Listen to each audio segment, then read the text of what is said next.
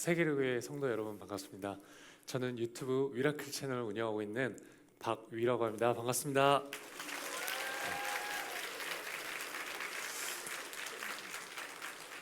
네, 이런 귀중한 시간에 너무나도 부족한 저에게 제가 만난 하나님에 대해서 여러분과 나눌 수 있는 기회를 주셔서 진심으로 감사합니다. 교회에 한 청년이 좀 자신의 이야기를 좀 길게 하는구나 생각하시면서 그냥 앉은 자리에서 편하게 들어주시면 감사하겠습니다. 저는 어렸을 때 굉장히 큰 우량아로 세상에 태어났습니다. 보통 또래들보다 머리 하나가 더 있을 만큼 키가 굉장히 컸어요. 그리고 굉장히 활발한 아이였습니다. 땀을 어찌나 많이 흘렸던지 가끔 놀이터에서 놀다 보면 머리 위에 모래가 한가득 쌓인 채로 집에 들어가서 어머님께 종종 혼나곤 했죠. 그리고 소리를 워낙 목청껏 질러서요, 제가 어렸을 때 목이 쉬어서 목에 혹이 생겼습니다. 그래서 제가 6살 때는요, 제가 유치원을 다니면 제가 하도 소리를 지르니까 여러분, 제가 6살 때 강제로 유치원을 다니지 못하고 저희 동네에 있는 서예학원을 1년간 다녔습니다. 초등학생 때는 제가 축구 선수가 되는 것이 꿈이었어요. 그래서 초등학교와 중학교 때까지 실제로 축구 선수 생활도 했었죠. 자, 이제 다음 사진 한번 보여주시겠어요? 네, 여러분 놀라지 마십시오. 제 중학교 때 사진입니다. 노란색 옷 입은 사람이 저고요, 옆에 있는 사람이 제 친구예요. 네, 많이 사갔죠? 네. 제가 초등학교 4학년 때 저희 가족이 영국을 유학을 갔습니다. 그런데 저희가 영국을 가자마자 한국에서 IMF 사태가 일어났어요. 당시에 저희 아버지가 한국에서 생활비를 벌어서 영국으로 보내주셨는데, 당시에 이 원화 가치가 너무 많이 하락해서 영국 파운드로 생활하는 것이 굉장히 어렵게 되었습니다. 여러분, 약 23년 전에요, 맥도날드 햄버거 세트 하나의 가격이 한국 돈으로 15,000원이었습니다. 생각보다 별로 안 놀라시네요. 다들 부유하신가 봐요. 네, 그 당시에 저와 제 동생 그리고 저희 어머니는요, 이 쉐어하우스에 있는 방 한 칸에서 살게 되었어요. 그러니까 여러분, 방이 4개인 집에요, 4가정이 함께 살았습니다. 영국에 유학을 와서 사는 한국 사람들은 저희 가정을 포함해서 대부분 경제적으로 넉넉하지 못했습니다. 그럼에도 저희 어머니는 저희보다 어려운 한인 유학생이라든지 이민 온 가족들에게 늘 진심으로 넉넉하게 베푸셨어요.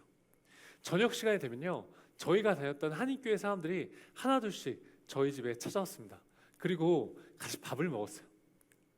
저는 어린 마음에 솔직히 저희 어머니가 이해가 되지 않았습니다. 저희 집 사정도 굉장히 어려웠었거든요. 아니, 엄마, 왜 이 사람들 맨날 우리 집 와서 밥 먹는 거야? 우리도 힘들잖아. 그런데 어머니는 단 한 번도 제가 묻는 질문에 답하지 않으시고 그냥 밝게 미소만 지으셨어요. 그러다가 경제 사정이 더 어려지면서 저희는 다시 한국에 들어오게 되었습니다. 세월이 흐른 후에 어머니께서 비즈니스차 영국을 가시면요, 현지 한인분들이 저희 어머니를 공항까지 데리러 오시고 서로 막 집에 모시려고 했다고 해요. 그렇게 어머님의 이 대가 없는 나눔은 더 큰 사랑으로 보답받게 되었습니다. 저는 어머니가 막 너무 많이 베풀고 나누는 것에 대해 불평도 했지만 저는 어머니의 삶을 존경하게 되었어요. 그래서 저도 어머니처럼 살도록 조금씩 노력했죠. 그 결과 제 삶은요, 이 물질적으로 얻을 수 없는 행복과 소중한 인연들로 풍요로워졌습니다. 사랑을 베풀면 더 큰 사랑이 찾아온다는 사실을 제가 어릴 때부터 배웠던 것 같아요. 사랑을 베풀면 어떤 방법을 통해든지 비록 다른 형태일지라도 다시 사랑으로 되돌려받는다는 것을요. 자, 이제 지금부터 약 9년 전 이야기입니다. 제가 취업할 때쯤 지금처럼 굉장히 취업난이 심했습니다. 대학교 때 제가 정말 학점도 정말 안 좋아서 이 취업 스트레스를 엄청나게 받고 있었어요. 여러분, 제가 좀 학점이 안 좋게 생겼죠? 그나마 제가 옷을 좋아했습니다. 패션에 관심이 있어서 패션 관련 기업에 취업을 해야겠다고 생각을 했어요. 그러던 중에 제가 우연히 한 외국계 패션 기업에 인턴 사원으로 들어가게 되었습니다. 저는 당시에 학교를 다닌 대신에 회사를 다니면서 전공학점 18학점도 받고 인턴 사원 월급도 받고 경력도 쌓게 되었어요. 6개월 정도 후엔요, 심지어 저한테 정직원 제안도 주셨습니다. 아멘이요? 그렇게 저는 운 좋게 덜컥 취업을 하게 되었어요. 솔직히 저는 기분이 정말 좋았습니다. 저는요, 제 인생이 마치 톱니바퀴와 맞물리듯 완전히 풀렸다고 생각을 했어요. 저는 주중에 회사를 다니면서 열심히 일한 저에게 보상을 주었습니다. 바로 세상적인 쾌락으로 보상을 주었어요. 저는 주말마다 술을 마시고 클럽을 다녔습니다. 다들 조용하시네요. 솔직히 그 당시에는요, 정말 재밌었어요. 한 번은 제가 토요일 날에 술을 많이 마시고 주일날 이렇게 교회를 와서 이런 기도를 한 적이 있습니다. 하나님, 저는 세상의 쾌락을 포기할 수가 없습니다. 하나님, 저는 교회 반, 세상 반, 회색 크리스찬으로 살겠습니다. 하나님, 그러다가요, 제가 죽을 때쯤 됐을 때 그때 완전히 하나님께 돌아갈게요. 여러분, 이게 농담이 아니고 제가 진짜 교회에서 육성으로 그렇게 기도를 했었어요. 제가 정직원 전환이 되는 시점에 친구들과 축하 파티를 열게 되었습니다. 그날 제가 술을 마시고 필름이 끊기게 되었어요. 그리고 제가 다시 눈을 떴을 때는요, 네, 딱 이런 상황이었어요. 하얀 천장이 보였어요. 병실이었는데요, 제가 직감적으로 알았습니다. 중환자실이라는 것을요. 저는 이 사진처럼 병원의 온갖 장치들이 제 몸을 둘러싸고 있었어요. 여러분, 제 몸이요, 제 눈으로 분명히 보이는데 이 쇄골뼈 밑으로는 정말 아무것도 느끼지 않고 아무것도 움직일 수가 없었습니다. 여러분, 이게 어떤 느낌인지 감이 잘 안 오시죠?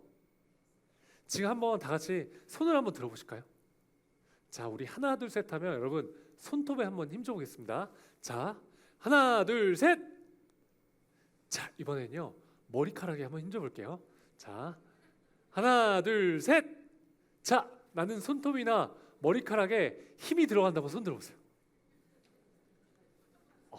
네, 네, 네. 다들 정신을 똑바로 차리고 계시네요. 네, 여러분, 이런 느낌입니다. 분명히 내 몸의 일부분인데 내가 아무리 힘을 주려고 해도 힘이 들어가지 않고요, 아무것도 느껴지지 않는 거예요. 그런데 저는 내가 수술을 하고 마취를 했는데 아직 마취가 풀리지 않았구나 정도로 생각을 했어요. 나중에 제 목을 수술하신 의사 선생님이 회진을 돌다가 제게 오셔서 이렇게 말씀하셨어요. 당신은 앞으로 전신마비로 살 것이고 영원히 걸을 수 없을 겁니다. 손가락도 절대 움직이지 못할 거예요. 와, 여러분, 저는요, 하루아침에 전신마비 환자가 되었습니다. 알고 보니까 저는 이 술에 취해서 어떤 건물과 건물 사이로 추락해서요, 목이 완전히 부러져서 이 척수신경이 완전히 끊겼던 것이었습니다. 그런데 저는 전혀 기억이 나지 않았어요. 의사 선생님 말을 들었을 때는 현실감이 없었습니다. 아마도 이 전신마비한 상황이 너무나 비현실적이었기 때문에 제가 그 사실을 받아들이는 것이 아마도 어려웠을 수도 있었던 것 같아요. 그런데 저는 하나님을 믿었었기 때문에, 아니야, 나는 하나님이 일으켜주면 반드시 일어날 거야 라고 생각을 했어요. 그래서 생각보다는 힘들지 않았습니다. 뭐 여러분들이 믿으실지 모르겠지만 제가 정말 그 이야기를 듣고도 울지 않았어요. 자, 여러분, 이 사진 한번 보시겠어요? 여러분, 이 사진이 제가 전신마비 진단을 받고 한 2주 정도 됐을 때 사진인데요. 여러분, 전신마비 진단을 받은 사람 치고는 약간 표정이 제정신 아니죠? 제가 사고를 겪은 날 새벽에 집에 이렇게 초인종이 울렸대요. 어머니가요, 현관에 나가 보니까 경찰 2명이 이렇게 딱 서서, 지금 어머님, 아드님이 사고로 많이 다쳐서 응급실에 있습니다. 빨리 가보셔야겠어요. 저희 어머니는요, 그 이야기를 들으시고는 그 자리에서 생리가 끊기셨다고 합니다. 저는 그 당시에는 그 사실을 알지 못했어요. 그런데 제가 다치고 한 3년 정도 지났을 때쯤 저희 아버지께서 저한테 그 사실을 말씀해 주시더라고요. 여러분, 저희 어머니가 얼마나 충격을 받으셨으면 그렇게 되셨을까요? 부모님이 응급실에 도착했을 때는요, 제 머리에서 피가 이렇게 분수처럼 솟구쳐서 그 침대 벽면이 온통 피로 흩뿌려져 있었고요. 제가요 피를 너무 많이 흘려서 그 침대가 다 피로 젖어 있었다고요. 그리고 저는 전혀 의식이 없는 상태였다고 합니다. 아버지는요 그런 제 모습을 보시고 그 자리에 주저앉아서 땅바닥을 기어다니셨다고요. 근데 저희 어머니는 그때 침착하게 저희 교회 성도님께 이렇게 기도 부탁하셨대요. 그때 한 성도님이 전화 오셔서 이렇게 말씀하셨다고 합니다. 위 어머니 위에 영혼을 위해서 기도하세요. 그때 그 말을 들은 저희 어머니는요, 아 우리 위가 이제 진짜 죽을 수도 있겠구나 생각하셨대요. 그 성도님의 말이요 마치 하나님의 음성처럼 느껴지셨다고 합니다. 그래서 그때부터 저희 어머니는 제 생명을 위해서 기도하기 시작하셨다고 해요. 그때 제가 11시간 동안 의식이 없어서 수술을 못하고 있었대요. 여러분 이 의식이 없는 상태에서 마취를 의식이 다시 돌아오지 않을 수도 있어서 수술 골든타임을 놓치지 않으려면 빨리 의식이 돌아야 하는 상황이었다고 합니다. 그래서 정말 응급실에서 많은 사람들이 저를 위해서 막 기도를 해주고 있었는데요, 그래도 저는 의식이 돌아오지 않았대요. 근데 그때 저희 아버지가 위야 일어나, 이 한마디에 제가 11시간 만에 갑자기 이렇게 딱 눈을 떴다고 합니다. 그래서 제가 정말 다행히 수술에 들어갈 수 있었대요. 그리고 저희 어머니는요, 제가 그 수술에 들어가기 전에 그 레지던트가 제 MRI 사진을 저희 어머니께 보여주면서 아드님은 전신마비입니다 라고 말하는 장면을요 다 이렇게 영상으로 찍으셨대요. 여러분 그 정신에, 왜냐하면 우리 위는 반드시 일어날 것이기 때문에 우리 위가 나중에 간증할 때 증거자료를 써야 된다면서 그 상황에서 영상으로 찍으셨대요. 그리고 저희 어머니는요 구체적으로 우리 위는 그 미국에 있는 CNN에 가서 간증할 거예요 라고, 이렇게 여러분 제가 전신마비돼서 병실에 누워있는데 병원에 이렇게 신방 오는 사람들한테 그렇게 선포하셨어요. 반면에 저희 아버지는 크리스찬이 아니셨습니다. 저희 아버지는 굉장히 책을 많이 읽으시는 좀 지적인 분이셨죠. 아버지는 기독교를 그저 하나의 종교로 생각하셨어요. 저는 아버지와 이 신앙적인 이야기를 하면요 항상 대화가 되지 않았습니다. 저의 대화는 마치 이 평행선상에 있는 것 같았죠. 하루는 저는 이렇게 생각했어요. 아, 내가 우리 아빠는 진짜 평생 전도할 수는 없겠구나. 그런데 중환자실에서 3일째 되던 날 제가 이렇게 입에 기도사건을 해서 아무 말도 할 수 없이 누워있는 제게 오시더니 아버지께서 이렇게 말씀하셨어요. 위야, 너가 믿는 하나님이라면 나도 믿어볼게. 와, 여러분 저는요 제가 이렇게 전신마비된 상황보다 저희 아버지가 하나님을 믿게 된 사실이 더 말도 안 되는 상황이라고 생각했습니다. 여러분 저는 중학생 때쯤 솔직하게 저는 저희 아버지가 하나님을 믿는 것을 포기했었습니다. 그런데 하나님이 저의 아버지의 마음을 만지시니까요 이렇게 저희 아버지도 하나님을 믿게 되시더라고요. 그래서 여러분들 중에 여러분들이 사랑하는 가족이나 친구 혹은 그 주변인들의 영혼 구원을 위해서 기도하고 계신 분들이 계시다면요 중학생 때 저처럼 절대 포기하지 않으셨으면 좋겠습니다. 아멘? 네. 그렇게 저는 일반 병실로 가게 되었어요. 다치고 약 3주 정도가 지났을 때 기적적으로 제 새끼손가락이 이렇게 미세하게 움직이기 시작했습니다. 자, 여러분 여기서 이제 나이가 들통나실 것 같은데, 여러분 2002년 월드컵 4강전 진출했을 때 기억나세요?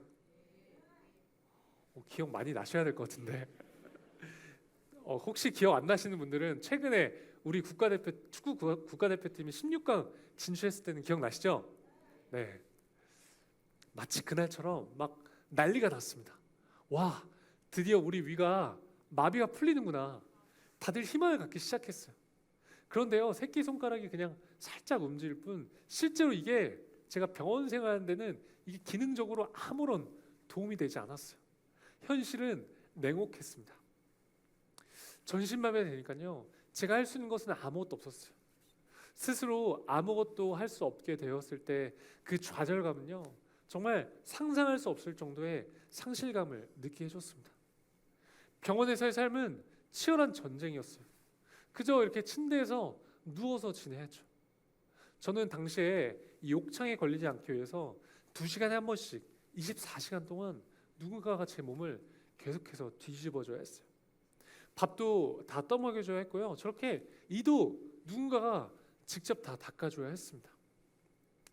그리고 여러분, 제가 씻으려면 어떻게 씻었는 줄 아세요? 지금 저 병원 침대 있죠? 침대에 누워있는 채로 병원 샤워실에 들어갑니다. 그러면 침대에 누워있는 저를요, 가족들이 직접 다 씻겨줘야 했어요. 전신마비 되면요, 여러분, 그리고 장기의 기능에도 마비가 옵니다. 대변과 소변을 스스로 볼 수 있는 기능을 상실하게 되죠. 저는 당시에 이 소변줄을 차고 있었고, 여러분, 이 소변벽에 소변이 가득 차면 가족들이 그 소변을 직접 다 비워줘야 했습니다. 그리고 여러분, 대변을 보기 위해서는요, 좌약 뭔지 아시죠? 그 좌약을 침대 위에서 넣고 가족들이 매일매일 그 손으로 뒤처리를 해야만 했습니다. 그리고 여러분, 좌약을 넣어도요, 금방 신호가 오지 않습니다. 2시간이고 3시간이고 막 기다려야 했어요. 그리고 변이 잘 나오지 않을 때면 막 배를 마사지하고 온갖 자극을 줘야 했습니다. 하루는 밤에 저희 아버지가 이렇게 침대에서 제 변을 치우시는 모습을 보고 제가 아버지 모르게 이렇게 침대에서 등 돌린 상태로 눈물을 흘린 적이 있습니다. 이제는 이 검은 머리카락보다 흰 머리카락이 많으신 아버지를 28살이 된 이 아들의 뒤처리를 하게 만드는 제 자신이요, 너무나 싫었습니다. 그것을 받아들이는 것이 너무나 고통스러웠어요. 그 당시에 저는 이제 취직을 해서 이제 부모님으로부터 경제적으로 완전히 독립을 해서 저는 이제 효도해드릴 수 있다고 생각했었거든요. 물론 인턴 사원 월급 얼마 되지 않았지만 제가 처음으로 이렇게 월급을 받아서 봉투에 용돈을 넣어서 부모님께 드렸을 때 저는 정말 행복했어요. 그런데 하루아침에 전신마비 환자가 돼서 28살짜리 아이가 돼버렸으니까요, 진짜 도저히 믿기지 않고 그 현실을 인정하고 싶지 않았어요. 사실 처음에 제가 입원해 있을 때는 저희 가족은 저를 위해서 간병인을 고용하려고 했습니다. 그런데 저는 간병인한테 이렇게 성인이 된 저의 이런 모든 민낯을 보여주고 싶지 않았어요. 그래도 저는 저희 가족들한테 미안해서 아무 말도 할 수 없었습니다. 그런데 여러분, 저한테 3살 차이 나는 남동생이 있거든요. 제 동생이 당시에 대학교 4학년이어서 졸업을 준비하고 있었는데요, 동생이 저희 부모님한테 이렇게 말을 했대요. 엄마, 우리 형은 간병인한테 맡기고 싶지 않아요. 엄마, 내가 제발 직접 형을 간병할 수 있게 해주세요. 그렇게 제 동생은 저를 위해서 한 학기를 휴학하고 24시간 6개월 동안 제 옆에서 병간호를 해줬습니다. 정말 감사했어요. 그렇게 쉽게 결정할 수 있는 일이 아니라고 생각했었는데 이렇게 동생이 먼저 흔쾌히 그런 결정을 내줘서 정말 감사했죠. 제가 나중에 시간이 지나서 동생한테 이렇게 질문한 적이 있습니다. 지우야, 너에게 장애란 무엇이야? 그러니 동생이 이렇게 대답했어요. 장애는 우리 가족을 단단하게 묶어준 하나의 끈이라고요. 왜냐하면 가족 모두가요, 협력해서 저 한 명을 돌봐야 했기 때문입니다. 그래도 병원에서의 생활은 생각보다 행복하고 감사한 시간들이었어요. 정말 이렇게 많은 분들이 오셔서 위로해주고 응원도 해주셨는데요, 특히 저 한 번도 마주한 적이 없는 목사님들과 저희 교회 분들이 오셔서 기도해주고 예배도 많이 들어주셨습니다. 제가 나쁜 생각할 틈이 없이 병실을 항상 바글바글 거렸어요. 하나님은 끊임없이 사람들을 보내셔서 저희 가족과 저를 위해 위로하셨습니다. 이를 통해 저와 저희 가족은 지치지 않고 힘을 낼 수 있었습니다. 이것은 분명히 하나님의 은혜와 사랑이었습니다. 제가 당시에 이 서울에 있는 신촌 세브란스 재활병원에 입원해 있었는데요. 저는 이 전쟁 같았던 하루의 재활을 마무리하면 저녁에 항상 이 조그만한 기도실에 갔습니다. 왜냐하면 저는 예전에 저로 돌아가고 싶었어요. 예전에 건강하게 걷고 뛰던 제 모습으로 돌아가고 싶은 마음이 너무나 간절했습니다. 그래서요, 제가 평생 잘 읽지도 않던 성경책을 읽기 시작했고 매일 저녁 기도했습니다. 물론 제 자신만을 위해서 기도했어요. 하나님, 저 진짜 제발 일으켜주세요. 저 일으켜주시면 저 진짜 뭐든지 하겠습니다. 그런데 어느 날 제가 기도를 하는데 갑자기 저희 병원에 다른 병실 있는 환자들이 이렇게 떠오르기 시작했습니다. 제가요, 그들을 위해서 이렇게 눈물 흘리면서 기도를 하게 되었어요. 그런데 여러분, 저는 이렇게 딱 봐도 결코 남을 위해 기도할 만큼 마음밭이 넓거나 믿음이 좋은 사람이 전혀 아닙니다. 그 당시에 제 그 눈물의 기도는요, 하나님이 제게 주시는 긍휼의 마음이었어요. 저는 저의 재활병원에서는 여러분 전신마비였음에도 불구하고 상대적으로 경증 환자였어요. 그 재활병원에는 저보다도 심각한 상태에 계신 분들이 너무나 많았습니다. 특히 이 뇌가 손상되신 분들이 많았죠. 하루는 다른 병실에 한 고등학생 남자의 어머니며 이렇게 전신마비에 대해서 병실에 누워있는 제게 오시더니 이렇게 말씀하셨어요. 우리 아들이 위 너만큼만 됐으면 좋겠다. 여러분 상상이 되세요? 저는 그때 이렇게 생각했어요. 아니 어떻게 전신마비에 대한 나한테 와서 이런 말을 할 수가 있지? 그 어머님의 아들은 고등학생이었고 여러분 그 펜싱 국가대표 상비군이었는데요. 하루아침에 교통사고로 뇌가 손상이 돼서 대화가 불가능하고 밥도 먹을 수 없어서 콧줄로 영양분을 공급할 수밖에 없었고 앞으로 냉정하게 미래의 회복을 기대하기가 너무나 어려운 상황이었습니다. 저는 마음이 너무 아팠지만 겉으로 울 수가 없었어요.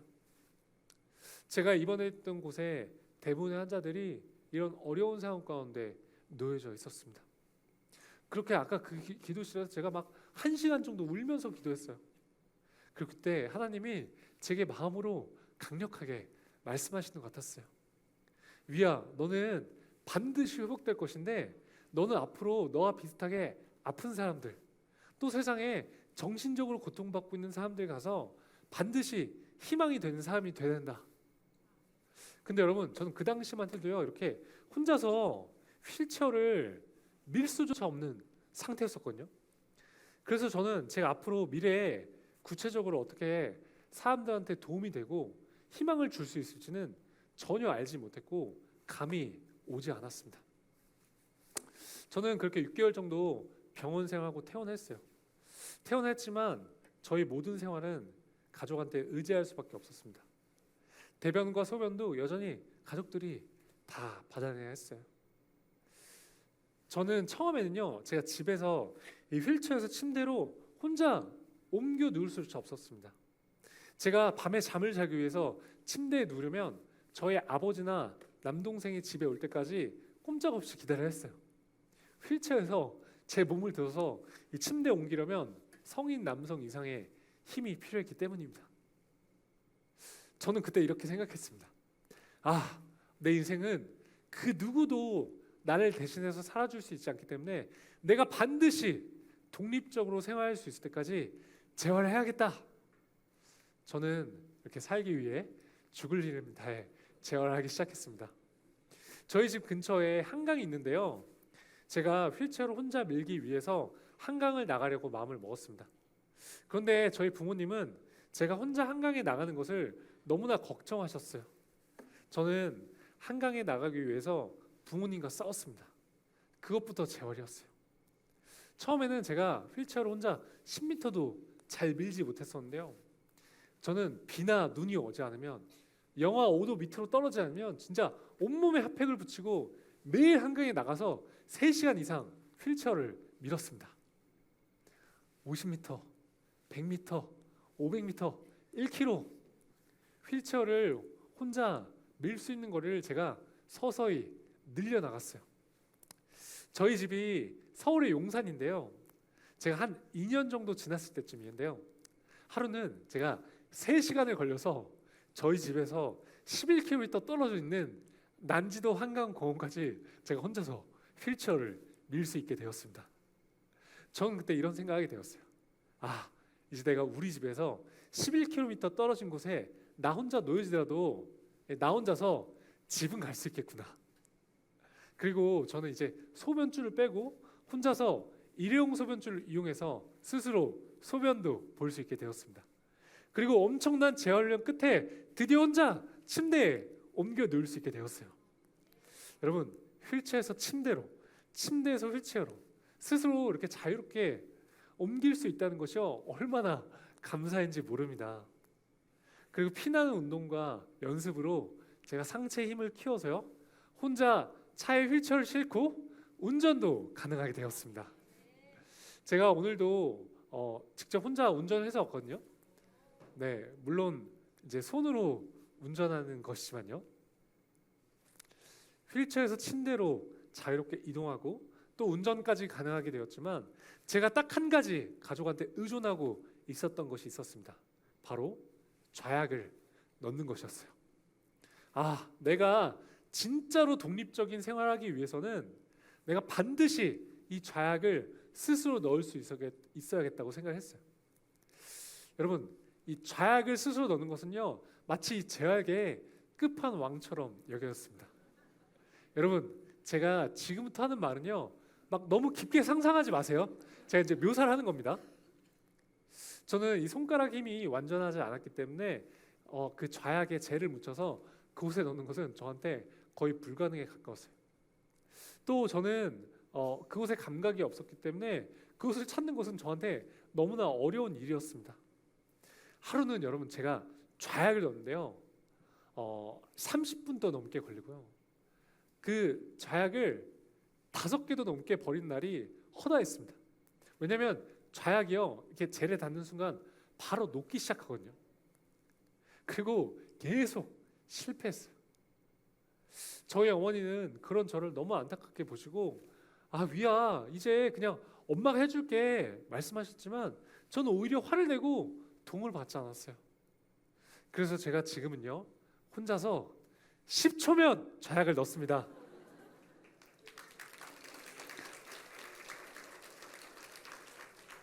제가 살면서 좌약을 혼자 넣는다고 박수를 받게 될 날이 올 거라고는 정말 상상도 한 적 없습니다. 여러분, 저 이제 진짜 독립적으로 살 수 있습니다. 대박이죠? 네, 감사합니다.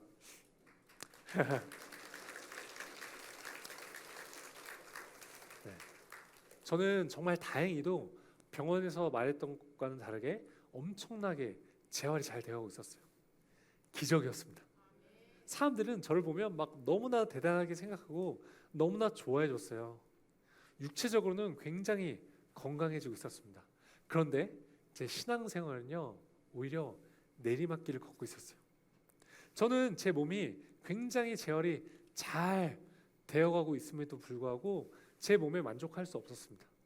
왜냐하면 제 목표는 예전의 저로 돌아가는 것이었기 때문이에요. 저는 예전처럼 다시 일어서서 걷고 뛰고 축구를 하고 싶었어요. 저는 하나님께 매일 이렇게 달라고 기도했지만 하나님은 듣고 계시지 않은 것 같았어요. 마치 제 기도가 뭔가 하늘의 벽에 막혀서 하나님께 전달되고 있지 않은 것 같았죠.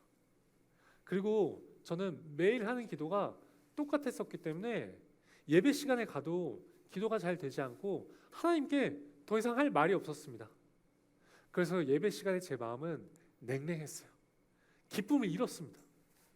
그리고 저는 당시에 이 청년부 예배를 드리지 않고 저희 교회 새신자 예배를 드렸습니다. 왜냐하면 설교 말씀이 짧고 예배 시간이 짧았기 때문이에요. 그러던 중에 제 친구가 어느 날 제게 와서 이렇게 말을 했어요. 야, 위야, 우리 이제 다시 공동체 생활하자. 이렇게 신앙생활하면 안 될 것 같아. 그래서 저는 못 이긴 척 다시 청년부 예배를 드리기 시작했습니다. 제가요, 청년부 2년째 되는 해에 제가 어마어마한 사람을 만나게 됩니다. 그 사람은요, 제가 살면서 봤던 사람 중에 가장 끈질긴 사람이었어요. 저는 항상 이름도 말해요. 유준상. 네, 그 연예인 유준상은 아닙니다. 정말 그 친구는 기도하는 사람이었어요. 그 친구가 제 순장님, 제 셀 리더가 되었어요. 여름이 되어서 저희 청년부 여름 수련회 시즌이 되었습니다. 그런데 준상이가요, 저한테 수련회를 같이 가자는 거예요. 그래서 제가 단칼에 거절했습니다. 여러분, 휠체어를 타고 수련회에 참가하는 것은 제게는 너무나 큰 도전이었기 때문이었어요. 그리고 저는 지금 다치고 9년이 지난 지금도요, 아직도 잠을 자기 위해서는 욕창에 걸리지 않기 위해서 침대 매트리스가 반드시 필요하거든요. 준상이가 말했습니다. 야, 위야, 야, 수련회장에 침대가 있대. 그리고 내가 다 도와줄게. 여러분, 약간 어떤 스타일인지 아시겠죠? 우리 여기 이 교회에도 떠오르는 사람들 있지 않나요? 저는 이 준상이 이 친구 정말 끈질기다고 생각했지만 용기를 얻고 수련회에 참가하게 되었어요. 수련회에 갔지만 저는 여전히 하나님과의 관계는 냉랭했습니다. 수련회 마지막 밤 집회 시간이 되었어요. 설교 말씀이 끝나고 기도 시간이 되었는데 저는 이렇게 기도했습니다. 하나님, 오케이, 저 이제요 더 이상 일어나지 않아도 좋습니다. 하나님, 그 대신에 저요 오늘 하나님이 살아계신지만 제게 꼭 보여주세요. 하나님, 제가요 하나님을요 눈으로 보든 피부로 느끼든 바람을 느끼든 귀로 듣든 어떤 방법이든 좋으니까요, 하나님 제발 저 하나님이 살아계신지만 알 수 있게 해주세요. 여러분, 제가 그날 정말 간절히 기도했었거든요. 그런데 저한테 어떤 일이 일어났을까요? 네, 아무 일도 일어나지 않았습니다. 정말 아무것도 느껴지지 않았어요. 저는 굉장히 실망한 상태였어요. 그때 저희 공동체 담당 목사님이요, 이제 주변의 아픈 지체들 이 강대상 위에 올라오세요. 제가 기도해드리겠습니다. 이렇게 말씀하셨어요. 근데 여러분, 저는요 정말 이 위에 올라오고 싶지 않았습니다. 저는 치유 기도를 더 이상 받고 싶지 않았어요. 왜냐하면 저는 다치고 나서 저희 어머니 손에 이끌려서 정말 온갖 치유 집회를 다녔었거든요. 이런 마음을 가지면 안 되겠지만 제가 그냥 이렇게 치유 집회를 참여하는 것은 마치 기복신앙처럼 느껴졌어요. 그런데 여러분, 제 옆에 누가 있었을까요? 네, 그가 있었습니다. 갑자기 준상이와 교회 친구들이 제게 막 몰려오기 시작했어요. 여러분, 한번 상상해 보세요. 예배한 장소에 약 900명 정도 되는 청년들이 있었는데요. 여러분, 저는 그 큰 강당에서 저 끝에 모서리에 혼자 휠체어에 앉아 있는 상태로 있었죠. 그리고 그 예배실은 여러분, 이런 의자 말고 이 간이 의자 있죠. 간이 의자에서 꽉 차 있어서 휠체어로 지나갈 수 있는 길이 전혀 없었습니다. 그런데 그때 홍해가 갈라지듯 의자가 갈라지기 시작했어요. 자, 여러분, 이 휠체어를 타면요 가끔 단점이 있습니다. 자, 여러분, 이거 뭐가 보이시나요? 뭐가 보이세요? 네, 손잡이가 있죠. 그 뜻은 제 의지와 상관없이 누구든지 제 휠체어를 밀 수 있다는 뜻이에요. 여러분, 전요 순식간에 이 강대상 위에 올라갔습니다. 그 마가복음 2장에 보면 4명의 친구들이 그 중풍 환자인 친구를 예수님 계신 곳에 지붕을 뚫고 자리에 눕히는 장면이 나오잖아요. 딱 그 상황이었어요. 저는 사고 후에 병원 생활 때부터 정말 수많은 사람들로부터 위야, 널 위해 기도할게. 넌 반드시 일어날 거야. 야, 내가 환상을 봤는데 너가 걷는 걸 봤어. 야, 내가 응답을 하는데 위야, 너 곧 일어난대. 이런 얘기를요 정말 무수히 많이 들었습니다. 물론 처음에는 정말 감사했어요. 그리고 제게 힘이 됐습니다. 그런데 시간이 지날수록 제게 기도해 준다는 사람들의 말은요 이제 더 이상 제게 힘이 되지 않았어요.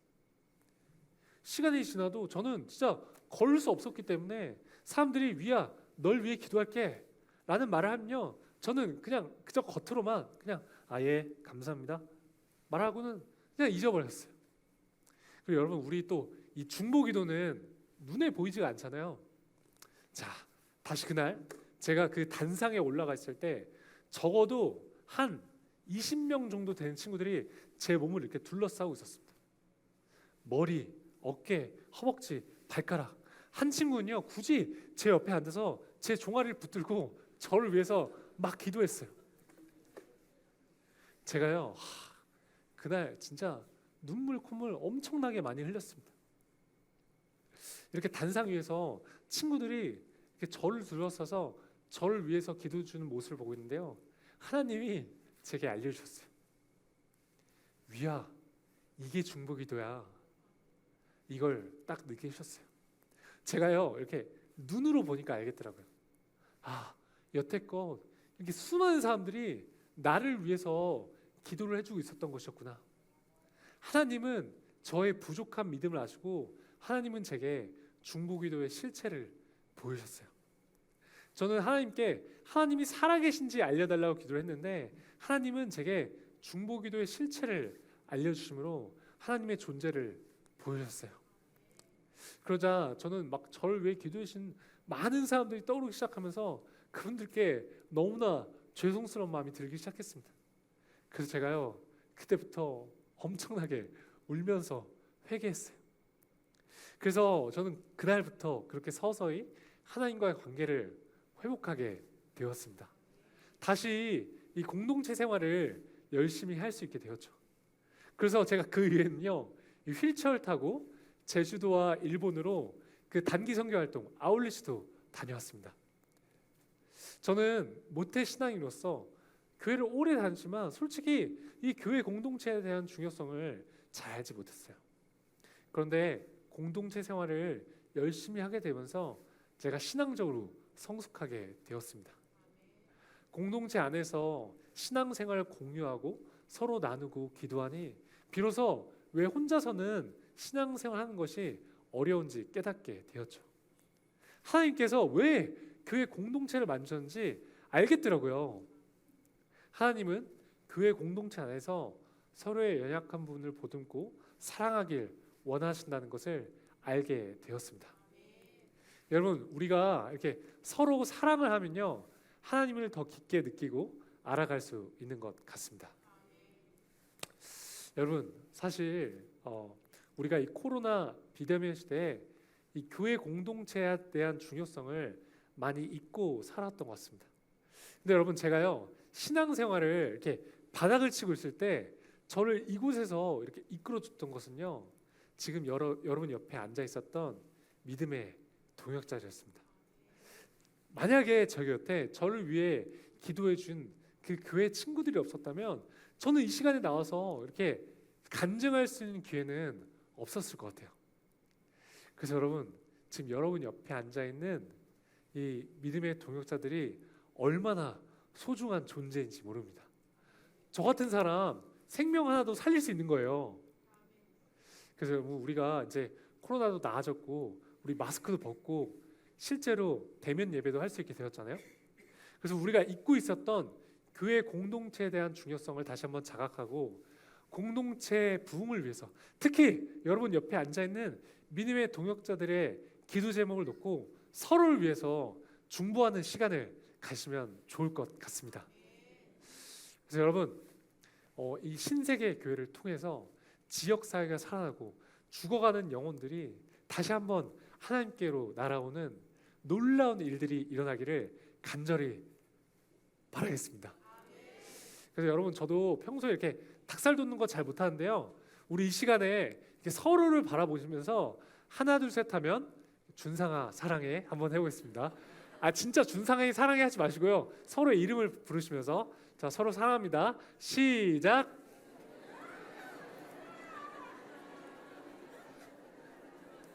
자, 이제 앞뒤를 바라보시면서 시작.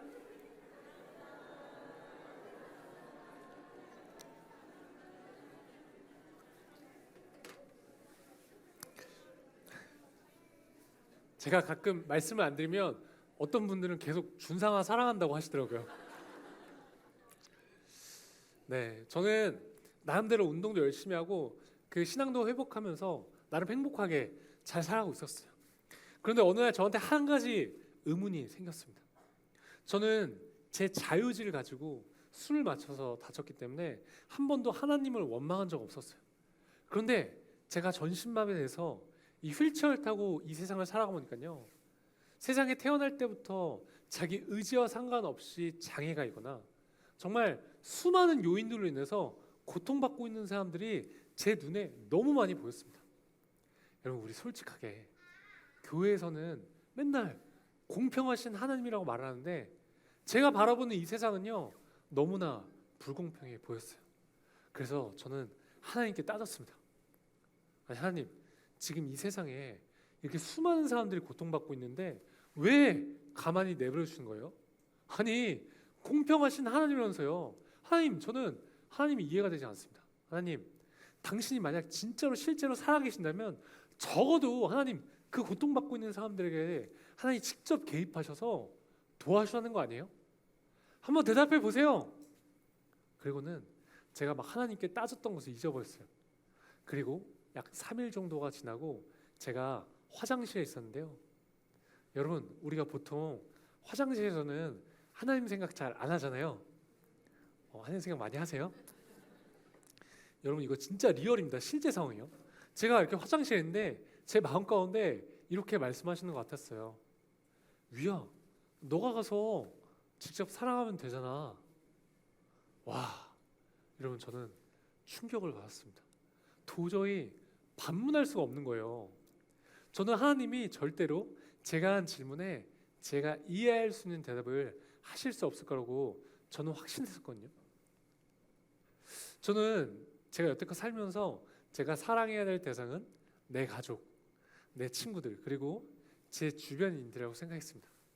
그런데 하나님은요, 제가 생각하는 그 사회적 약자들, 그 고통받고 있는 사람들, 위야, 너가 직접 가서 사랑하는 것이었어요. 그러면서 하나님은 제게 이 사랑의 원리를 깨닫게 해주셨습니다. 여러분, 사실 지금 우리는 이 돈이면 거의 모든 것이 되는 자본주의 사회에 살고 있죠. 그런데 여러분, 사랑은요, 이 돈이 없어도 줄 수 있습니다. 자, 여러분, 지금 저 한번 보세요. 지금 이렇게 다리를 쓸 수 없고 손가락도 완전하지 않은 저도요, 지금 제가 만약에 이렇게 당신을 사랑하기로 마음만 먹으면 사랑할 수 있습니다. 우리가요, 사랑하기로 마음만 먹으면 사랑할 수 있더라고요. 저는 그게 너무 충격이었어요. 사랑은 세상의 가치가 수반되지 않더라고요. 그게 바로 하나님의 사랑이었습니다.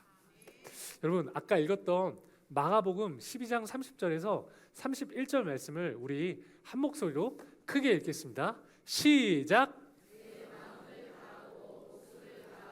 뜻을 다하고 힘을 다하여 주 너의 하나님을 사랑하라 하신 것이요. 둘째는 이것이니 내 이웃을 내 자신과 같이 사랑하라 하신 것이라. 이보다 더 큰 계명이 없느니라. 아멘. 저는요, 제가 이 땅에 살아가면서 막 제가 뭔가 엄청난 일을 해야지만 하나님께 영광을 돌릴 수 있다고 생각했었거든요.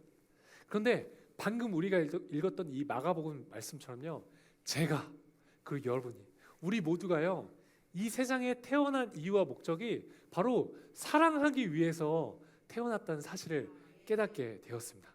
여러분, 저는 너무나 부족하지만 그냥 제가 휠체어를 타면서 제가 할 수 있는 선에서 그저 열심히 사랑을 베푸는 것이죠.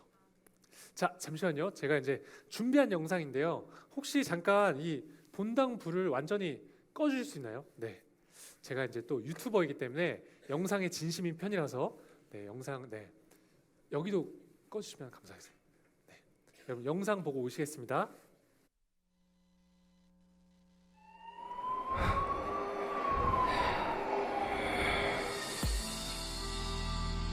앞으로 못 걸어요. 네?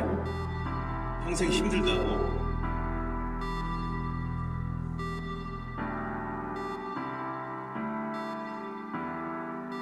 다시 눈을 떴을 때 내 몸은 나의 몸이 아니었다. 아이, 거봐, 내가 안 된다 그랬잖아. 왜 자꾸 그걸 시도해보고 그래?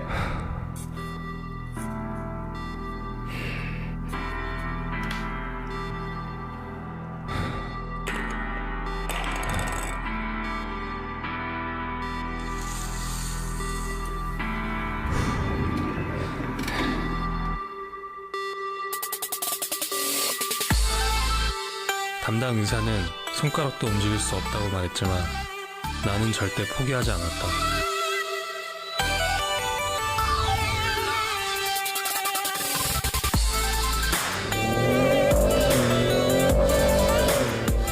나는 이제 내 꿈을 찾아 도전을 시작한다.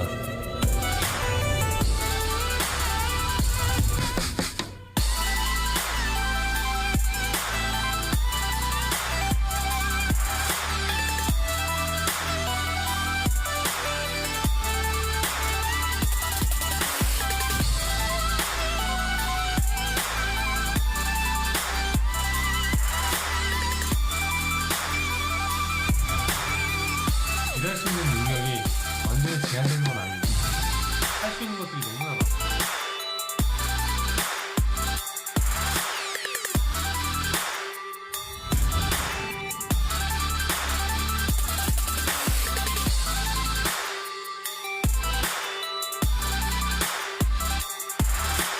믿음은 바라는 것들의 실상이요 보지 못하는 것들의 증거라고 했다. 혹자에겐 터무니없는 믿음으로 보일지 모르겠지만 모든 사람 앞에서 반드시 일어나 보이겠다.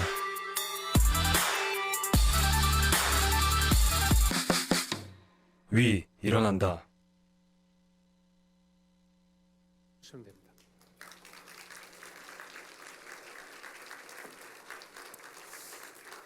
네, 이 영상은 제 실제 이야기를 바탕으로 해서 만들어진 영상입니다.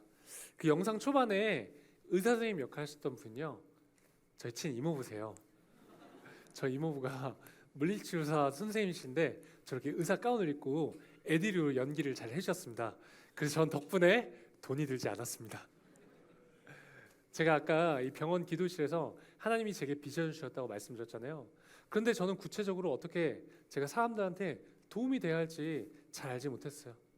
그런데 저는 교회에서 아울렛을 다녀오고 어느 날 하나님이 제게 마음 가운데 생각나게 해주셨습니다. 시간과 장소에 구애받지 않고 다양한 사람들을 만날 수 있는 방법, 바로 유튜브였어요.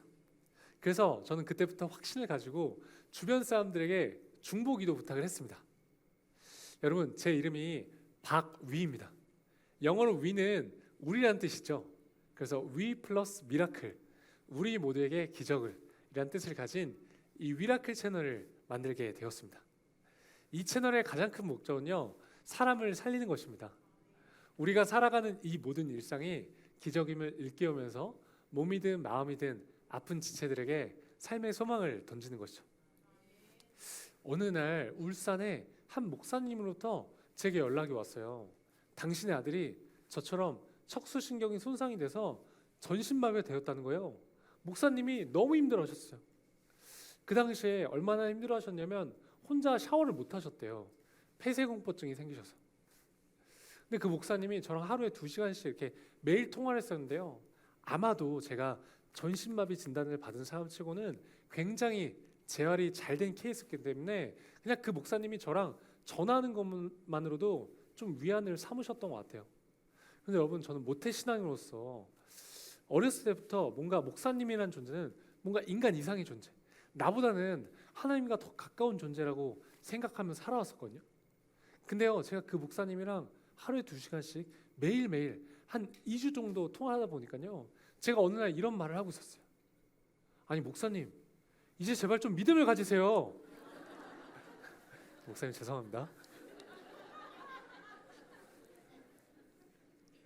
그런데 제 눈에는요, 그 목사님이 그저 전신마비가 된 한 아들의 아버지로 보였습니다.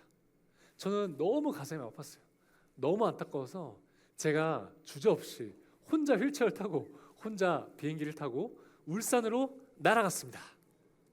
자, 여러분, 이 친구예요. 표정이 별로 안 좋죠?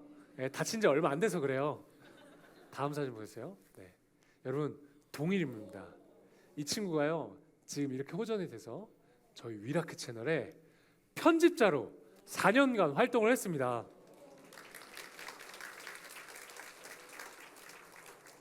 근데 여러분, 사실 이 친구는 손가락이 아직도 전혀 움직여지지 않아요. 여러분, 주먹 한번 져보시겠어요? 이 친구는 손이 이렇게 주먹이 진 상태로 돌돌 말려 있는데 어떻게 편집하는 줄 아세요? 여러분, 주먹 한번 져보세요. 이 손으로 여기 한번 만져보시겠어요? 이 부분 있죠?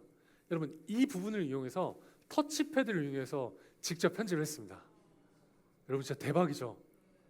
이 친구가 편집한 영상이 궁금하신 분들은 저희 위라클 채널 구독과 좋아요, 알람 설정 부탁드립니다.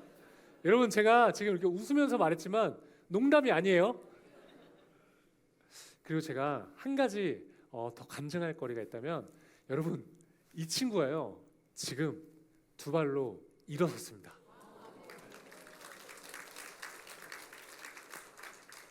저는 6년 전에 제가 가서 직접 봐왔고 여태까지 같이 생활했었잖아요. 그래서 저는 여러분 지금 이렇게 때려도 아픈 줄 몰라요. 이렇게 해도 감각이 없고 저도 아직도 손가락이 힘이 없어서 혼자서 이렇게 단추도 잘 못 잠그거든요. 근데 여러분 진짜 그 아이가 두 발로 물론 사람의 도움을 받아서긴 하지만 두 발로 일어났어요. 저는 분명히 하나님이 도와주신 거라고 확신합니다.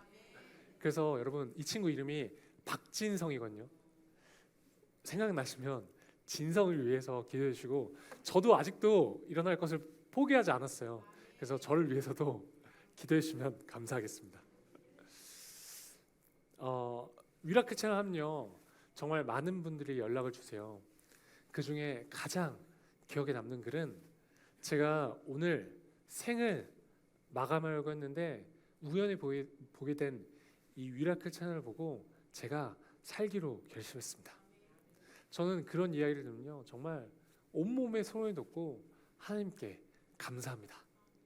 여러분 우리 하나님의 일하심은 너무나 놀라운 것 같습니다. 여러분 우리 하나님은 반드시 살아계십니다.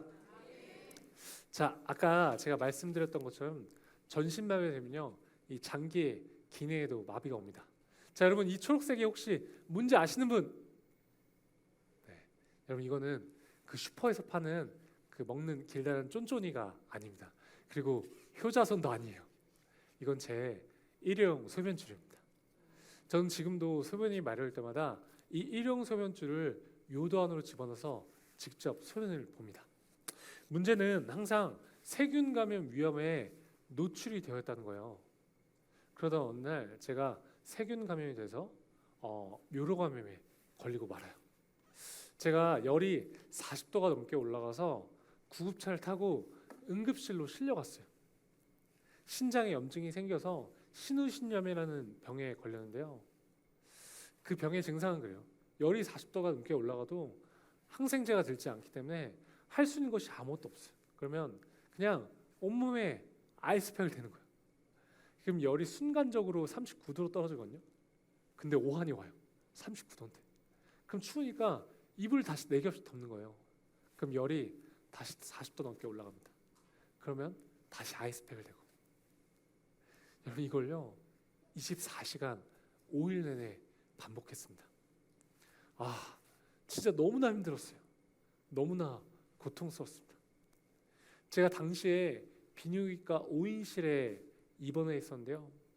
저만 제외하고 나머지 분들은 다 연세가 있으셨어요.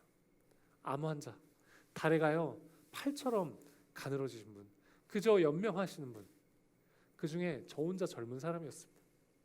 제가 아침 7시에 이렇게 눈을 떴어요. 제가 진짜로 전신마비 되고 나서 한 번도 이것 때문에 운 적이 없었는데 제가 그날은 꼬박 1시간을 울었습니다. 옆에 제 친동생이 저를 간병해 주기 위해서 자고 있어서 들을까 봐 제가 소리를 내서 울 수가 없었습니다. 온갖 부정적인 생각이 막 들어오기 시작했어요. 지금은 내가 그나마 젊으니까 이렇게 버티지, 내가 진짜 나이가 들어서도 일어나지 못해서 휠체어를 계속 타고 있으면 어떡하지? 나를 케어해줄 수 있는 내 가족이 이제 내 곁에 없으면 어떡하지? 나중에 내가 금전적인 여유가 없어서 내가 병원비를 낼 수 없는 상황이 생기면 어떡하지? 너무나 서럽습니다. 제 미래가요 너무나 두렵게 느껴졌어요. 온갖 잡다한 생각들이 순식간에 저를 사로잡았습니다. 제가 5일 동안 씻지 못한 상황이기 때문에 제가 이제 씻어야겠다고 생각했어요. 도저히 이런 기분은요 그 하루를 버텨낼 수 없을 것 같았죠. 그래서 제가 이렇게 휠체어 타고 그 병실에 있는 화장실에 가서 세수대 앞에서 이렇게 세수를 하기 시작했어요. 제가 막 울면서 세수했는데요. 여러분 그 빌립보서 4장 13절 말씀하시죠. 제가 어떻게 세수했냐면 내게 능력 주신 자에서 내가 모든 것을 할 수 있느니라. 이 말씀이 그냥 힘이 되니까 마치 주문을 외우듯이 일부러 소리를 내면서 울면서 세수했어요. 근데 여러분 제가 이렇게 눈을 감고 이렇게 세수를 하고 있는데요. 갑자기 저한테 이렇게 십자가 떠올랐습니다. 정말 어이가 없었어요. 아니 하나님, 지금 제가 이렇게 힘들어 죽겠는데 왜 하필이면 이 상황에서 저한테 이렇게 십자가 떠오르죠? 저는 또 따졌어요. 근데 여러분 혹시 영화 패션 오브 크라이스트라는 영화 보셨나요? 그 영화를 보면요, 예수님이 십자가에 못 박히신 장면이 굉장히 적나라하게 묘사가 되죠. 제가요 이렇게 눈을 감은 상태에서 십자가 떠오르니까요 자연스럽게 예수님이 십자가에 못 박히신 장면이 연상이 됐습니다. 그러자 제 마음이 아파오기 시작했어요. 그리고 이런 생각이 들었습니다. 그 예수님의 십자가의 고통에 비하면 지금 내가 느끼고 있는 이 고통은 아무것도 아닐 텐데. 내 것이라고 주장하고 있었던 내 삶이 내 것이 아니었었구나. 나는 지금 죄인이지만 예수님께서 나를 위해 십자가에 못 박히심으로써 이 죄의 대가를 지불하셨기 때문에 나는 새 생명을 얻은 것이었었구나. 저는요 이 사실을 그날 처음 깨달았습니다.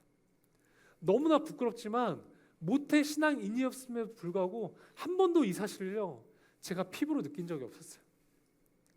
제가요 막 이 사실을 깨닫고 막 엄청나게 울면서 그 세숫대 앞에서 하나님 죄송합니다 막 울면서 회개했어요. 제가 막 울다가요 울음을 끊었습니다. 그리고는 그냥 이렇게 알 수 없는 힘이 솟아오르기 시작했어요. 왜냐하면 저한테 성경 말씀 한 구절이 떠올랐기 때문입니다. 요한복음 3장 16절 말씀이었어요. 우리 한번 같이 읽어볼까요? 시작. 하나님이 세상을 이처럼 사랑하사 독생자를 주셨으니 이는 그를 믿는 자마다 영생을 얻게 하려 하심이라. 아멘. 살면서 처음으로 하나님이 제게 분명히 주신 말씀이었습니다. 진짜 너무나 감동적이었어요. 그리고 그 당시에 저희 어머니가 저한테 이런 말씀하신 적이 있어요. 어머니가 제가 다치고 여러분 기도를 하루에 5시간을 해도 모자란 날들이 있으셨대요. 어머니 어떻게 사람한테 이렇게 눈물이 많을 수 있을까 생각하셨대요. 어머니가 흘렸던 그 눈물요 다 모아서 담으면 항아리에 가득 차고 또 가득 차고 또 가득 찰 정도로 그렇게 눈물을 많이 흘리셨대요. 그때 저희 어머니는 이렇게 기도하셨다고 합니다. 하나님, 우리 위가 회복될 수만 있다면 하나님, 저는 제 목숨도 내놓겠습니다. 자식을 향한 사랑이 목숨과도 맞바꿀 수 있을 정도로 이렇게 큰데 하나님은 자신의 아들을 우리를 위해 죽게 하셨으니 얼마나 가슴이 아팠겠냐고 저희 어머니께서 저한테 그렇게 말씀하신 적이 있어요. 여러분, 우리는 이 하나님의 측량할 수 없는 사랑으로 새 생명이 주어진 것 아닐까요? 여러분, 저는요 제가 다치기 전에 제가 걷고 뛰고 내 손으로 밥 먹고 스스로 대변 소변 보는 것에 대해 한 번도 감사하며 살지 않았습니다. 그런데 여러분, 제가 전신마비에 대해서 걷지 못하고 스스로 밥 먹지 못하고 스스로 대변 소변 볼 수 없게 되보니까요, 이제야 비로소 제가 과거에 너무나도 당연하다고 생각했던 그 일상들이 결코 당연한 것이 아니며 기적과도 같은 삶이라는 것을 깨닫게 되었습니다. 사람들은 보통 기적이라고 하면 앞을 볼 수 없는 사람이 갑자기 눈을 뜨거나 저처럼 다리를 쓸 수 없는 사람이 갑자기 일어서는 초현실적인 현상을 떠올립니다. 아니요. 여러분, 기적은요 지금 휠체어를 타고 살아가는 저의 삶 그리고 여러분들의 삶 그 자체입니다. 여러분, 우리 이제 남과 비교해서 지금 나에게 없는 것, 내게 부족한 것들을 바라보지 마시고요, 지금 내게 있는 것, 내가 현재 누리고 있는 것들을 바라보셨으면 좋겠어요. 현재 우리가요 고난의 상황에 처했을지라도 감사할 수 있는 마음을 가질 때 이 위기를 기회로 바꿀 수 있는 힘이 생깁니다. 하나님은 항상 약한 자를 쓰셨어요. 그런데 어렸을 때부터 수도 없이 설교 말씀에 등장했던 사건들은요 그냥 솔직히 성경의 이야기로 생각했던 것 같아요. 다윗이 골리앗을 이기고 80세가 넘은 모세가 하나님의 부르심을 받고 이스라엘 백성들을 이끌고 출애굽을 하죠. 여러분 저는요 제가 육체적으로 얼마나 연약한지 누구보다 잘 압니다. 저는 만약에 지금 휠체어가 없이 혼자 이 본당문을 빠져나가게 된다고 하면요 여러분 저는 여기서 바닥으로 내려와서 기어서 가야 되기 때문에 여기 계단도 되게 높죠. 여러분 저기까지 가는데 1시간? 2시간도 넘게 걸릴지도 몰라요. 그런데 제가 전신만이 돼서 그냥 열심히 살아가기만 해도요 이런 제 모습이 누군가에게는 힘이 되고 용기가 되더라고요. 제가 스스로 할 수 있는 것이 아무것도 없고 보잘것 없는 존재라는 것을 깨닫고 또 그 사실을 제가 인정하게 되니까요 하나님이 저처럼 전신마비돼서 휠체어를 타고 사는 저같이 보잘것 없는 저도요 도구로 사용하시더라고요. 여러분 이제 거의 다 왔습니다. 고린도전서 1장 27절에서 28절 말씀을 한 목소리로 읽겠습니다. 시작.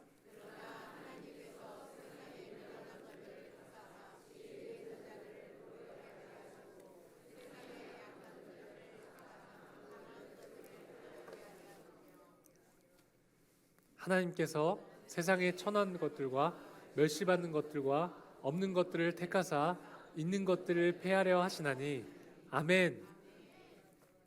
여러분 방금 이 고린도전서 말씀처럼요 하나님은 세상에 미련하고 약하고 천하고 멸시받는 사람들을 택하셨대요. 여러분 만약 여러분이 지금 혹시 연약하고 고통 가운데 계신가요?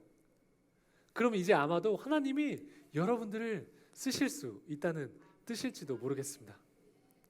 여러분 우리는 연약하기 때문에 하나님을 드러낼 수 있기에 감사해야 하지 않을까요? 우리의 고난은요 하나님과 가까워질 수 있는 축복의 시간입니다. 세상 사람들은 아마도 지금의 제 모습을 보면서 끔찍한 고난의 시간 속에 있다고 생각하면서 말할지 모르겠어요. 그런데 여러분 지금도 보세요. 제가 만약 이렇게 다치지 않았다면 여러분들과 마주할 수 있는 기회가 있었을까요?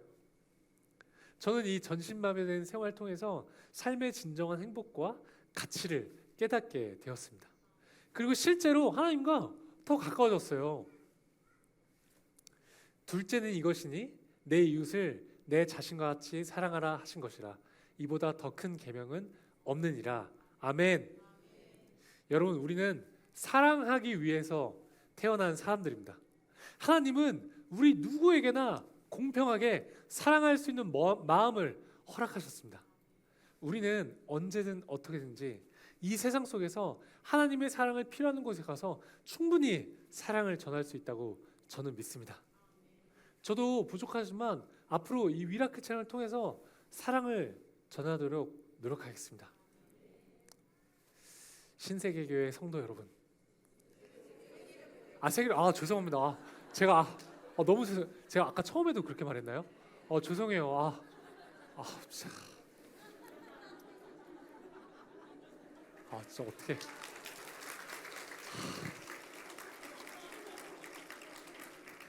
진짜 너무 죄송합니다. 제가 이게 감정에 취해서 너무 죄송합니다. 어떡하지? 저 엄마한테 혼나겠다. 네, 세계교회 성도 여러분, 네, 우리 모두가 세상의 가치와 기준에 얽매이지 않고 이 고난 속에서도 하나님을 신뢰하며 감사할 수 있기를 축복합니다. 지금까지 제 긴 간증 들어주셔서 너무나 감사하고요. 여러분 사랑합니다. 항상 힘내십시오. 할렐루야. 감사합니다.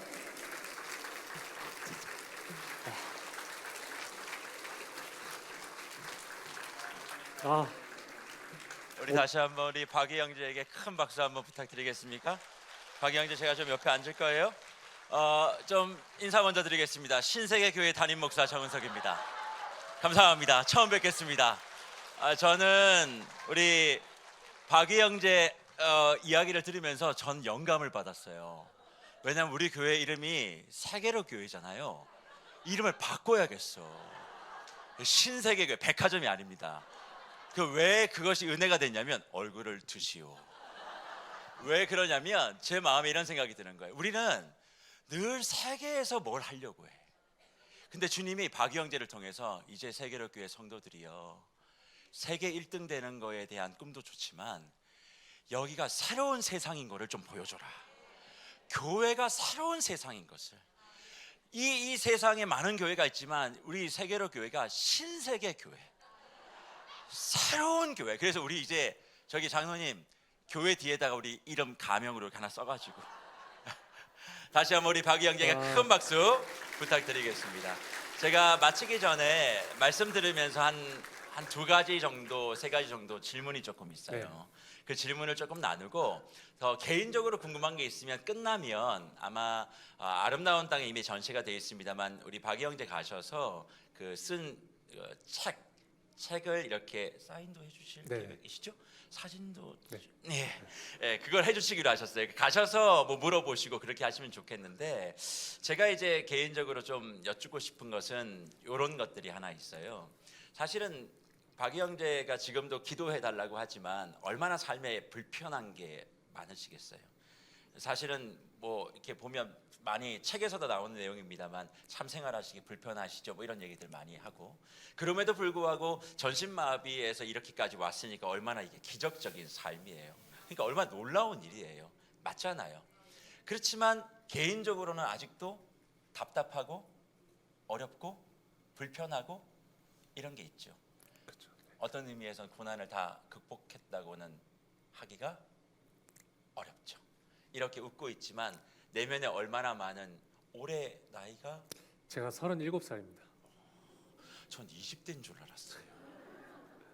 근데 37, 이런 밝은 표정을 갖고 있는 청년이 왜 인생에 대한 고민과 어려움이 없겠습니까? 여전히 고난이 존재하죠. 근데 책에 기록한 걸 제가 기억해 보면 고난을 극복한 게 아니라 고난 속에 행복과 즐거움을 찾는 거다, 그런 이야기를 하거든요. 그것에 대해 좀 한번 설명을 한번 더 해주실 수 있으시다면. 사실 우리 막 극복하려고 애쓰다 보니까 안 돼서 절망하시는 분들 많잖아요. 근데 박희 형제가 얘기해요. 고난은 극복하는 게 아니라고. 그렇죠? 네. 사실 전신마비 진단을 받고 살아가는 게 생각보다 쉽지 않습니다. 제가 최근에 엉덩이에 이렇게 욕창이 생겼어요. 그래서 제가 한 2달, 3달 정도 침대에서 누워만 지내야 했었거든요. 그리고 지금 완전히 완치되기까지 6개월의 시간이 걸렸어요. 근데 여러분, 욕창이요 정말 손톱만 해요. 근데 이것 때문에 아무것도 못 하는 거예요. 심지어 이제 대소변도 침대 위에서 스스로 못 하니까 다시 예전처럼 부모님이 도와줄 수밖에 없는 상황이거든요. 너무나 좌절되더라고요. 너무나 힘들었어요. 근데 그럼에도 불구하고 제가 그곳에서 많은 깨달음이 있었습니다. 이런 고난 속에서 충분히 행복을 느낄 수 있다는 거예요. 제가 그 힘든 과정에서도 물론 처음엔 너무 울었어요. 내가 너무 많이 울어가지고 그 각휴지 있잖아요. 그거 하나를 다 썼었거든요. 근데 그 속에서도 이제 엎드려서 먹으면, 밥을 엎드려서 혹시 드셔보셨어요? 엎드려서 먹으면 막 소화가도 안 되고 이게 들어가지도 않아요. 근데 이제 그래도 이제 차도가 있잖아요. 조금씩 좋아지다 보면 살짝 내가 앉아서 먹고, 그럼 좀 더 좋아지면 내가 휠체어에 뭐 한 1분이나 3분 정도 앉을 수 있거든요. 앉아서 먹고, 이게 차도가 있으면 조금씩 내가 내가 이게 앉아서 먹는 게 이렇게 행복한 거구나. 그리고 제가 조금씩 좋아질 때마다 내가 느낄 수 있는 거, 내가 이전에 몰랐던, 내가 당연하다고 생각했던 것들을 전신마비임이었음에도 불구하고 그 사이에 잊어버렸던 것들을 다시 한번 또 깨닫게 되더라고요. 그래서 여러분들은, 제가 꼭 드리고 싶은 말은, 여러분들 인생이요, 지금 인생 삶 속에서 이미 너무 많은 기적을 체험하고 계신 거예요. 지금 우리가 이렇게 숨 쉬고 손가락도 완전하잖아요, 여러분들. 그리고 내 손으로 밥 먹을 수 있고 내가 원하는 화장실 갈 수 있고 이게 당연한 게 아니더라고요. 여러분 지금 이 삶 속에서 충분히 행복을 선택하셔서 삶을 더 풍요롭게 사셨으면 좋겠습니다. 고난이 극복이 안 된다고 좌절하지 마시라고요. 우리 안에서 그 기쁨을 찾아야 되고 그 기쁨을 찾는 것만큼 영 안에 열려지는 놀라운 은혜를 우리 모든 성도님들이 맛보게 되실 줄 믿습니다. 그리고 두 번째 질문은 이거예요.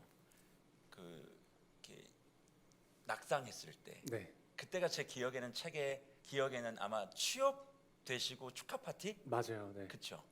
축하 파티 친구들하고 이렇게 같이 하다가 네. 이렇게 사고를 당했었는데 저는 그 과정이 참 이제 눈물겹거든요. 이 영상에도 보고 책에도 보면 이렇게 나와 있는데 정말 여쭤보고 싶은 게 하나 있어요. 그때는 아까 고백하신 것처럼 믿음이 네. 별로 이제 없었다. 점점 다운 사이즈 되고 있었다. 그랬었는데 어떻게 이렇게 내가 이겨내야겠다는 그 의지를 막 가지게 되셨는지. 사실은 뭐 하나님이 아무리 나타나서 너 걸을 수 있다 그래도 위형제가 애쓰고 재활하지 않으면 그건 불가능한 일이잖아요.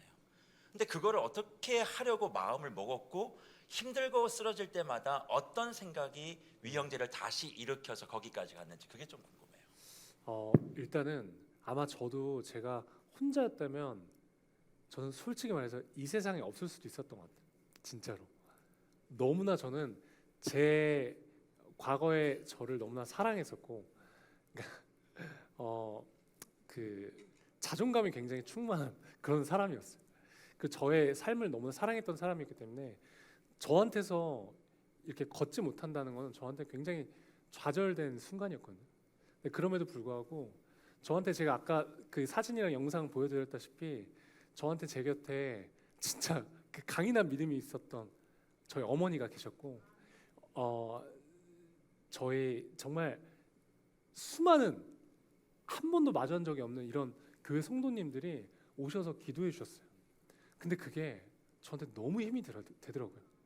그래서 그분들한테라도 내가 보답하려면 조금이라도 좋아해줘야겠다 이런 동기부여도 생겼던 것 같아요. 그래서 여러분들 주변에 이제 아픈 성도님들 계시면 여러분들이 이렇게 함께 찾아가셔서 이제 기도해주고 예배드려 주시는 것만으로도 그분에게 엄청난 힘이 될 겁니다.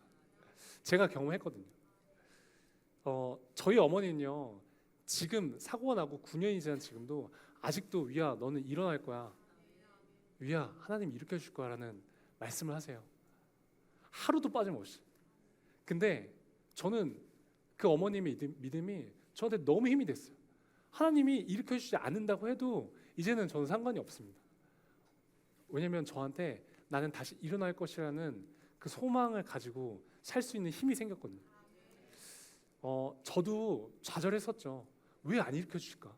하나님 일으켜 준다고 했었는데 그 수많은 사람들이 기도한 거, 기도 응답받은 거 다 거짓말인가? 혼자 막 반문도 하고 있었어요. 근데 제가 그 요한복음 9장 그 1절에 3절 말씀일 거예요. 어느 날 날 때부터 앞을 보지 못하는 자가 왜 태어날 때부터 왜 태어날 때부터 앞을 보지 못하는 이유가 무엇이냐고 물어봐요. 예수님이 이렇게 대답하십니다. 그 사람의 죄도 아니고 그 부모의 죄도 아닌 하나님의 하시는 일을 나타내기 위하심이라는 그 말씀하시거든요. 제가요 병원에 이렇게 누워 있는데 하루 아침에 갑자기 전신마비가 된 저한테 얼마나 그게 위로가 되는지 몰라요. 우리의 고난이, 우리의 불완전함이 하나님의 하시는 일을 나타내기 위해서 사용될 수 있겠구나. 그리고 이걸 통해서도 사람들한테 희망을 줄 수 있겠구나. 이런 생각을 하게 되었습니다. 그래서 제가 지금 이렇게 웃고 여러분 앞에 웃는 게 가식이 아닙니다. 진짜 저는 행복해서 하는 거예요. 진짜 맞습니다. 네. 보니까 진짜예요. 진짜로 웃고 있어요.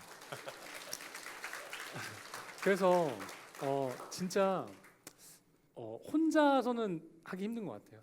옆에 중보기도자가 있고 옆에 교회 친구들, 믿음의 동역자들이 있다는 게 얼마나 큰 축복인지 모릅니다. 그래서 진짜 제가 아까 사랑한다고 말하고 하시잖아요. 그게 정말 큰 힘이 될 줄 믿습니다. 그러니까 우리 성도님들께 늘 말씀드리는 게 있어요. 아무것도 하지 않으면 아무것도 일어나지 않아요. 각자의 자리에서 할 수 있는 것들이 있거든요. 그걸 지금부터 시작하셨으면 좋겠고, 그리고 나 혼자가 아니라 누가 있어요? 내 옆에 있는 믿음의 동지들, 그리고 나를 위해서 복을 쏟아 부어 주시기 위하여 준비하고 계시는 내 하나님이 함께 계시는 줄 믿고 그 하나님과 더욱더 힘있게 서 가셨으면 좋겠습니다. 그리고 마지막으로 이제 보내드려야 되니까, 그렇죠? 한 가지만 더 제가 이제 여쭤보는 거예요. 사실 아버지에 대한 얘기를 아까 잠깐 하셨어요. 그렇죠? 아버지가 이렇게 신앙을 갖게 될 줄 전혀 몰랐고, 아버지와 어떤 관계가 이렇게 신앙적인 부분에 있어서는 항상 좀 막히는 부분들이 있었는데 지금은 잘 소통. 네, 되고 계십니까? 아버지가 저보다 훨씬 더 해박한 지식을 가지고 성경을 아버지가 누구신지는 잘 아시죠? 잘 모르시는군요. 소개하실래요? 제가 할까요? 아니요, 괜찮습니다. 괜찮습니까? 네, 안 하는 걸로 하겠습니다. 네, 알고 계시는 분들 계시면 요즘 나오는 그 TV를 한번 이렇게 보시면 그 TV를 프로듀서 하신 드라마의 PD로 유명하신 분이 계십니다. 네. 그럼 말 나왔으니까 나 나왔으니까 JTBC 기적의 형제라고요. 수목 드라마인데 기적의 형제라는 그 수목 드라마를 연출하신 박찬홍 PD가 박위 형제의 아버님이십니다.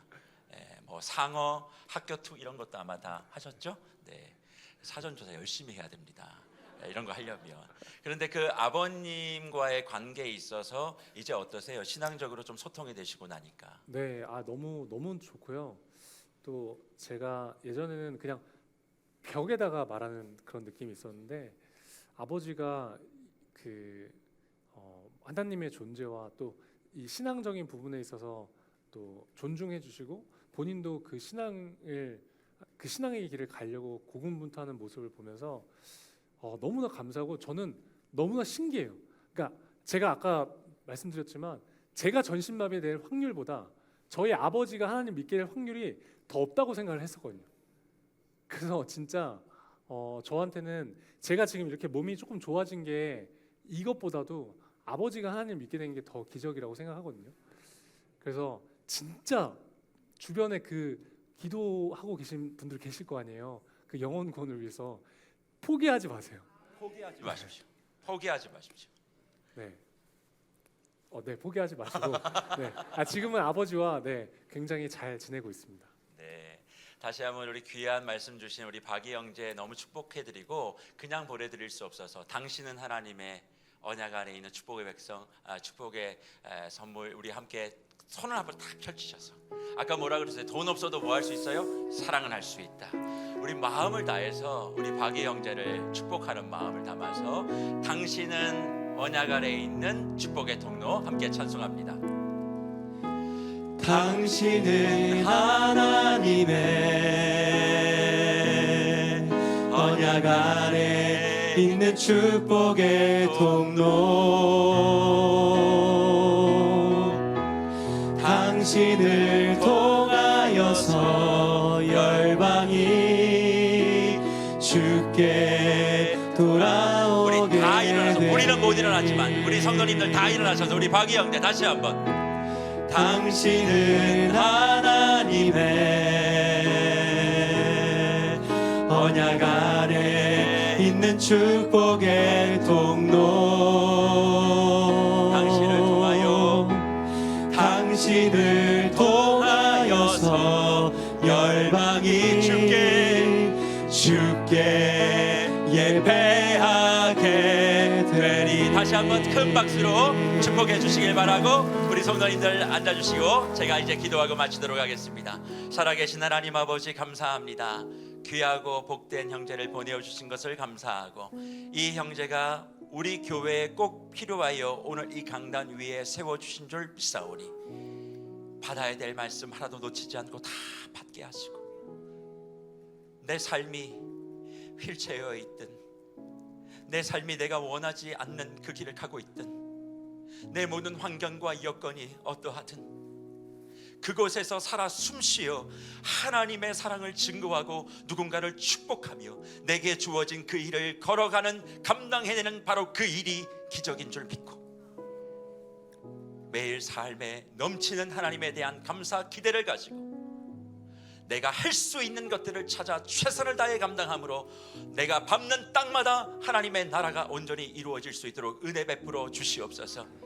무명한 자 같으나 유명한 자 같은 놀라운 축복이 우리 성도님들 가운데 가득하기를 원하고, 우리 위 형제를 통하여 하나님이 계획하신 놀라운 일들을 마음껏 사용하여 주시옵소서. 귀한 형제를 축복합니다. 받은 사랑에 비할 수 없이 귀한 형제를 축복하고 축복하오니 그들의 모든 길들도, 그리고 꿈꾸는 일들도, 소망하는 일들도 더 많이 주님 앞에 간증할 수 있도록 도와주시고, 우리 귀한 형제 영육간에 더욱더 강건해지고 그의 가정 가운데 하나님의 놀라우신 은혜와 기쁨이 가득 넘치게 하여 주시옵소서. 다시 한번 놀라운 은혜와 은총을 우리에게 허락하여 주신 주님께 감사 영광 올려드리옵고, 예수 그리스도 존귀하신 이름으로 축복하며 기도하옵나이다. 아멘.